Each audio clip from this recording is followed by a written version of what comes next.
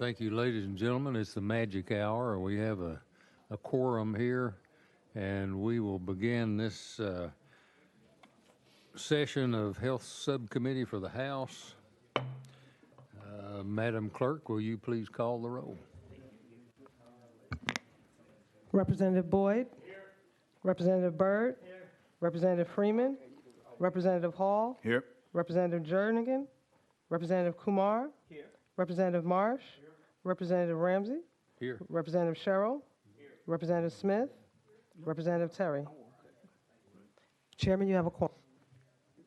Thank you very much. And anybody have any personal orders? I have some introductions this morning, or this afternoon, I guess, officially. Anybody have any personal orders? If not, I would like to take this opportunity to recognize the Tennessee Medical Association Doctor of the Day, and that would be Dr. Katrina Green, an ER physician in Nashville. So let's give Dr. Green a round of applause and welcome. Congratulations, and if you want to take part at any time, you let us know. Yes, I would recognize Leader Sherrill. Thank you. Hey, we want to say a very much welcome to all of our folks here today with our medical EMS that works for us. We appreciate you very much, and we do want to just give you a shout out at this time.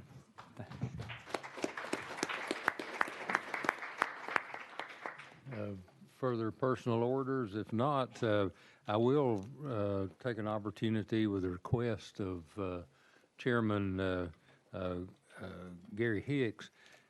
We have in our audience a group of distinguished and estimable folks that have helped us out through the last 2 years with serious support for the health of Tennessee.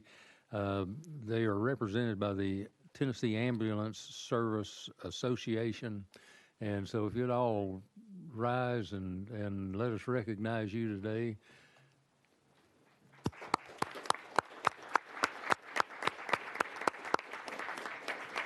I appreciate that. Some of you folks came by my office today, and I think you've been sharing your information with the other members. The president of TASA, Rick Valentine, is with us today. Welcome, sir. I appreciate you. And it was explained to me that pretty much all of the membership is made up of EMS, emergency service members across the state. Am I correct in that? Directors of the EMS programs. I want to say how much I appreciate what you've done for us this year. I was told that we have massive shortages. This is essentially a calendar for EMS today. I think the 3 remaining bills we have on here affect you in some way positively. And I'm told that even in the East Tennessee region around Blount County and Knox County, there are 107 unfilled positions. And we're going to try to make that better for you. We've had some issues that you guys have filled the gap in, and I want to thank each one of you for your service and say how appreciative we are that you're here helping us with our information today and have helped us in this past emergency of the last 2 years. So thank you all very much. Further comments or questions? Yes, Dr. Kumar, you're recognized. Thank you, Mr. Chairman. I would also like to acknowledge that Vanderbilt Life Flight people are visiting us today, and they perform an incredible service over the years in transporting people who are critically ill or traumatized. I do not see Mr. Kevin Nooner in the room here, but it was good to have them visit. Thank you, sir. We have further personal orders. If none, we will proceed to our calendar for today. We begin with House Bill 1981 by Speaker Marsh. You're recognized. Have a proper motion and second on the bill. Don't think there's any amendments, so if you'd like to explain your bill, sir. Thank you, Mr. Chairman, and I welcome all the EMS folks here today. And the director, they were supposed to be in my office at 9:30 today to meet with me. They got a call right before that, and they went to see the governor instead of me. So I don't blame you. But House Bill 1981 does make some changes to make it a little bit easier on your operations, and I want to go over what the bill does.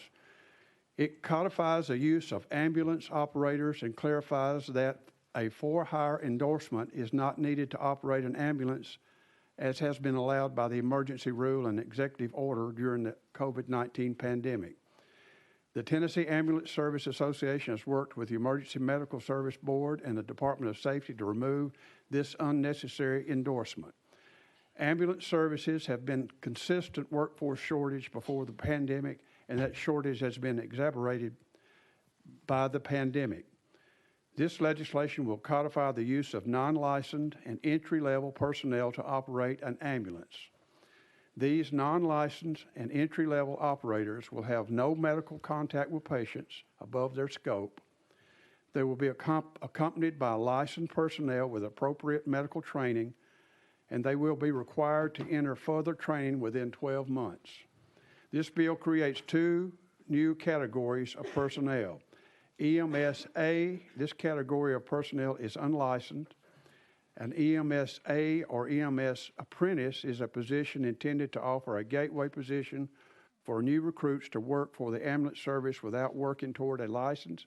And another one is EMS-A is allowed to help lift a patient onto a gurney and drive the ambulance.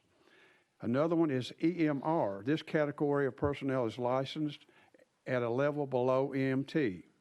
An EMR can perform basic life support skills such as CPR, oxygen administration, limited medical administration, splinting, immobilization, and patient assessment.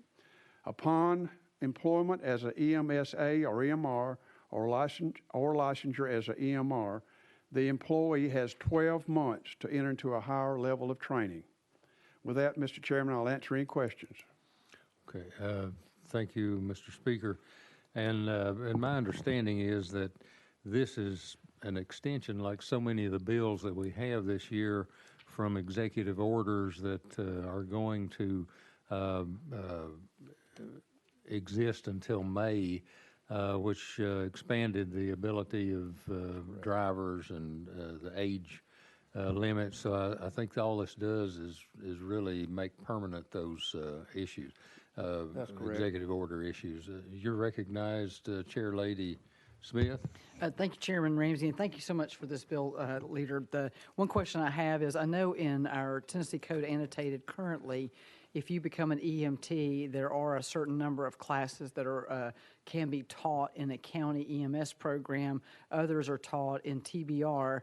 Would these programs be administered in much the same way as certificate programs, or do you know, is there yet a mechanism, or is this just creating that? Thank you, Mr. Chairman. I'm really not sure. I'm sorry. Really not sure who does that. The folks I met with today have had their own training officer with their group that came in. So I think I'm not exactly sure how the training is, though. Chair Lady Smith, does that answer your question? And I'm getting a text. I think so. It's one of those deals where I want to make sure that we're not putting a burden, because with EMT, sometimes you have to go through a TBR program, and that requires tuition, et cetera. And hang on just a second, and I'll tell you the answer. Apparently there's another bill that's coming that's gonna walk hand in hand with yours, and I look forward to voting yes on that one too. Thank you. Okay. Thank you. Further, Dr. Terry, you're recognized. Thank you, Chairman. Thank you, Speaker, for bringing this bill, and I do appreciate the clarification on the EMSA being able to lift the patient. That was one of the concerns that I had, was that I know in taking care of patients, I've been in the operating room before, and I've asked somebody to lift an arm or something. They're like, I can't touch anything, can't touch anybody. And so having somebody there that can help assist you guys in the job that you perform. The other thing that I'd like to point out that this needs to probably be looked at a little bit more in help for this. Last year, this committee and this body passed the TANF Opportunity Act, which included a pathway to prosperity for individuals that fall under the TANF guidelines. And a part of that is benefits to those individuals who may undergo an apprenticeship. And so in line with this part, there may be some funds for those individuals for their training, and that's something that we need to look at as well. So thank you for bringing this. Thank you for the comments or questions of the sponsor. If not, we'll be voting to send this bill to the full committee. All those in favor say aye. Aye. Any opposition? So approved. We'll go on to item 2, which is House Bill 1956 by Chairman Crawford. He asked us to roll that to the heel until he could be here, and if he's not here, I signed on to the bill, so we need to send it to full as quickly as we can. I'm back on item 3, House Bill 2054 by Chairman Campbell. I think that's been rolled 1 week. If there are no objections, we'll move on to item 4, House Bill 2027 by Chairman Hicks. We have proper motion and second on the bill. You're recognized for an explanation. All right. Thank you, Mr. Chairman and committee. House Bill 2027 would provide an $800 training supplement for licensed emergency medical personnel who are employed full-time for an ambulance service upon completion of 40 hours of annual training. Do we have any questions or comments? I think this is just an extension of what we did for law enforcement a couple of years ago. Comments or questions? Dr. Terry? Well, there you go. My phone's going off. How about that? I think there's a fine for that, sir. Thank you for bringing this bill. At this point in time, I'm going to withhold support for this from a fiscal standpoint.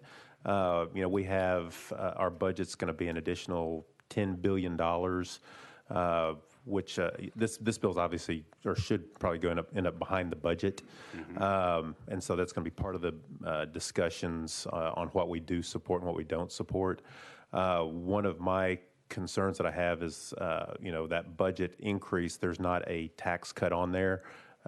Professional privilege tax is one of those issues that we have, particularly for some healthcare providers, that was supposed to be phased out, 3 years ago when that was in the discussion. So I get where you're going with this. I don't necessarily disagree with what you're trying to do. Just at this point in time, with those things in the budget, I'm just going to withhold my support on this bill.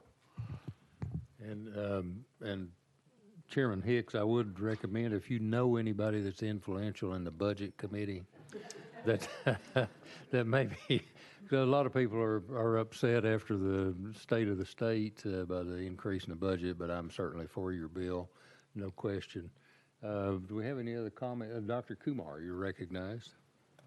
I just meant to say I think this is a very important bill in encouraging EMS services and considering the services they provide. I think I know somebody who's influential in the financial circles, and I think it has a very good chance of making it. With that, I'd be happy to support the bill.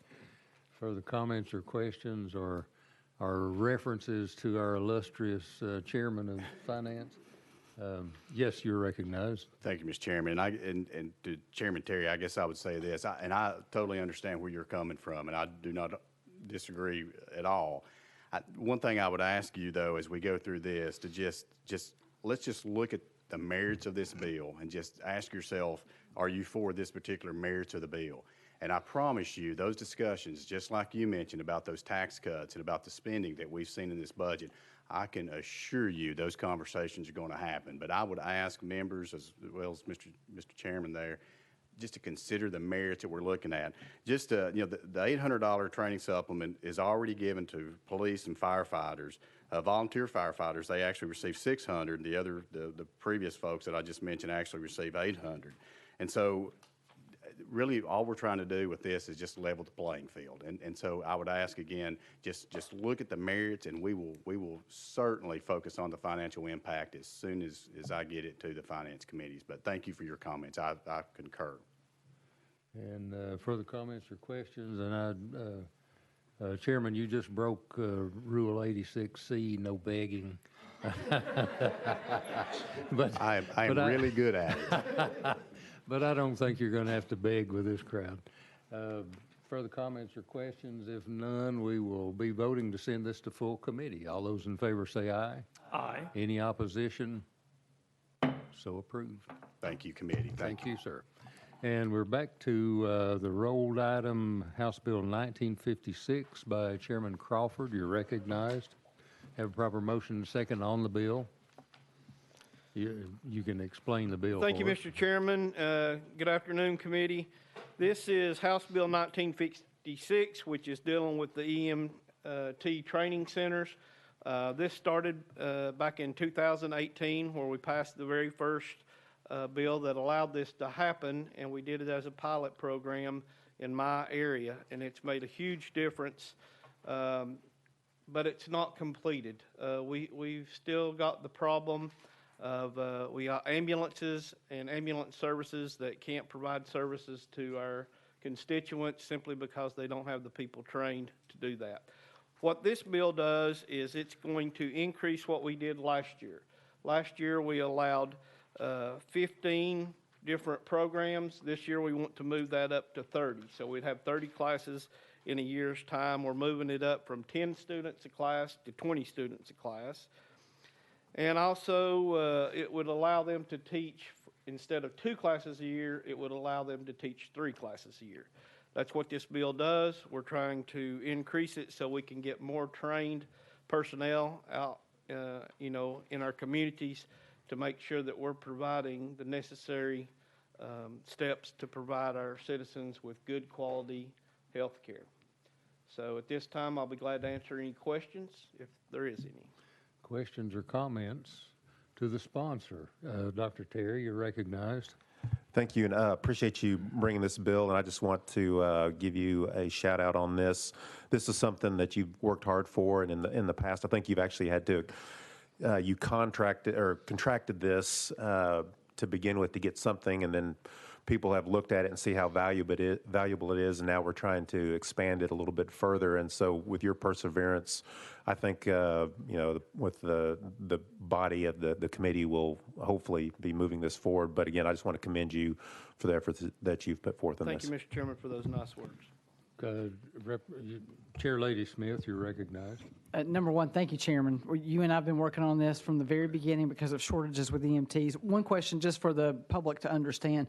How would, let's say a county wants to go about doing this, is it their county EMS that would qualify or for a site and then allow their volunteer fire departments? And how is this going to be implemented, and what does it look like real time? The Emergency Services Board is the one that you have to get the permission from, and they make sure that the classes are certified classes, that they meet all the state requirements to become an EMT, EMR, or an advanced EMT. So it saves us money in our communities because sometimes they had to drive, in my area, from, say, Mountain City, they had to come to Nashville to get that training, and vice versa. The West Tennessee guys had to drive. So it allows them to teach those classes within the community. It also takes a lot of pressure off of our TBR systems. At first, they were a little concerned about it, but over the years, they've seen the value that it's put in our communities, and it allows them to focus more on the paramedic training. So they are supportive of this and understand the importance of us getting more people trained. So that's what it's about, saving money for our community and getting more people trained in a less period of time. Further comments or questions? Dr. Kumar, you're recognized. Thank you, Mr. Chairman. Thank you, Mr. Chairman, for bringing this. Certainly, it fills a very important need for the communities. I was just wondering, how is this paid for? You're recognized, sir. That's a good question. I think some departments actually pay for their members to do that because there is a requirement at some that says that when they become a member of, let's say, a volunteer fire department or someone that provides ambulance service, then they have to be hired before they can get into this class. So it makes sure that those people that are interested in that field whereas before they were having to go to like the TBR systems, and they had to carry a full plate of classes, English, math, science, and they didn't really get to focus on what their career they're wanting to do as the EMT. So this is actually, allows them to focus on that, not carry that heavy load, and so that's the reason we do that. Some pay for it out of their pocket, but I think most are paid from the department they're hired from. Well, thank you.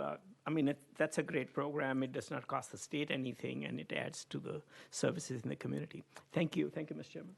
Further comments or questions? Yeah, I think this is going to help. As I made reference before, I was told this morning we had 107 unfilled positions for EMS in just the eastern region around Knox and Blount County, so this will help that. We will be voting to send this to full committee. All those in favor say aye. Aye. Any opposition? So approved. Thank you, Mr. Chairman and committee. Any further comments, questions, observations, or philosophies? If none, I will stand for a motion to adjourn. So approved.